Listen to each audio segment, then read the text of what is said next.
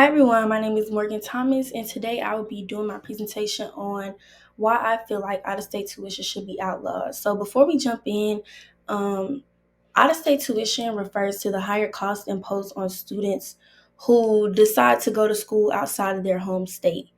The stark contrast in tuition rates between in-state and out-of-state students is a matter that should warrant our attention, which is why I am doing this presentation. So as we explore the issue, keep in mind the profound impact that out-of-state tuition has on students' ability to access higher education and the broader implications for our society. So the significant disparity in tuition costs between in-state and out-of-state students creates a considerable financial strain. So this strain often becomes a defining factor for students who are navigating their way and trying to figure out where they're going to continue their educational journey. As you guys can see on the screen, there is a $13,660 cost difference in cost of attendance between in-state and out-of-state students at North Carolina A&T.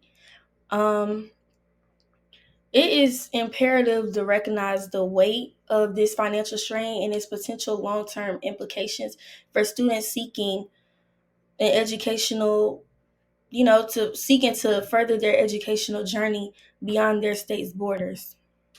So beyond the financial aspects, um, I think it's really important to acknowledge the desire for independence. For many students, including myself, college wasn't just about, academic pursuits. I feel like it was kind of a space for me to evolve into, like, a teen to a young adult. So most students enter college around 17 or 18 and then graduate around 21, 22. So this really is a transformative period, and I looked at it as a time for self-discovery and personal growth, and just being able to navigate outside of my parents, being here with me. Um, so living off campus, especially for out-of-state students, becomes a symbol of independence and responsibility, and it aligns with the qualities needed for higher education, which would be self-discipline or time management or even financial planning. So not all students choose this path, but it being an option without imposing additional financial barriers is vital for fostering an environment where people feel like they have room to grow. So now that we talked about financial strain and a desire for independence, we're going to discuss why equal access to higher education is imperative. Um, Addressing the disparity in tuition rates, we could take a step closer by building a system that empowers all students, regardless of their background, to thrive academically and contribute meaningfully to society. So, providing equal opportunities for individuals from various backgrounds or from various states isn't just a matter of fairness, but it's a fundamental principle for social justice. So, now we're going to talk about the escalating burden of student debt.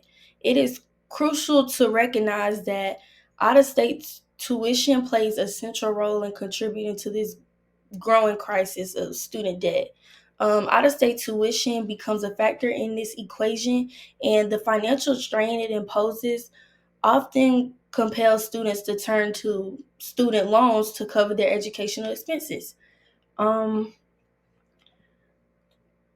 Graduates carry on this debt with them after, which could make it pretty challenging for their future, just pursuing home ownership or starting a family or even investing in their own future.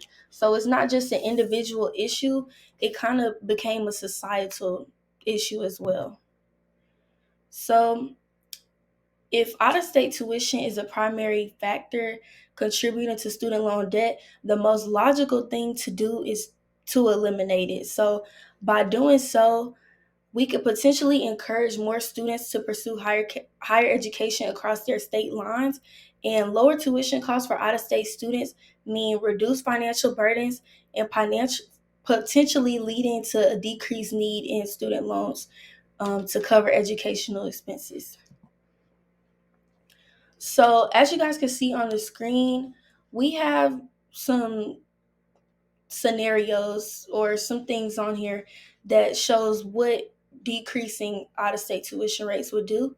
So we have the college enrollment would increase, a more educated workforce, greater educational access, student loan debt would decrease, a passion for education, and it will ultimately level the playing field for in-state and out-of-state students. So as we visualize these things, we can also think about the consequences. So the consequences would be producing more financial barriers, and this could honestly create a scenario where we would have fewer doctors, nurses, lawyers, or teachers just because people can't afford tuition. So you might ask, what can we do about it? So the first thing is to raise awareness. You can share the statistics on the difference between in-state and out-of-state tuition on social media, or just, talk about it with a family friend or your family. And you can support relevant organizations who already have petitions talking about this topic. So in conclusion, the call for fair and balanced tuition rates transcends individual institutions. The current system not only perpetuates financial inequality, but also hinders the personal and academic development needed for growth.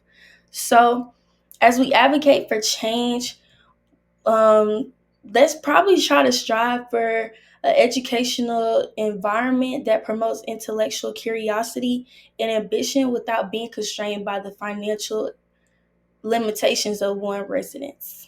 Thank you.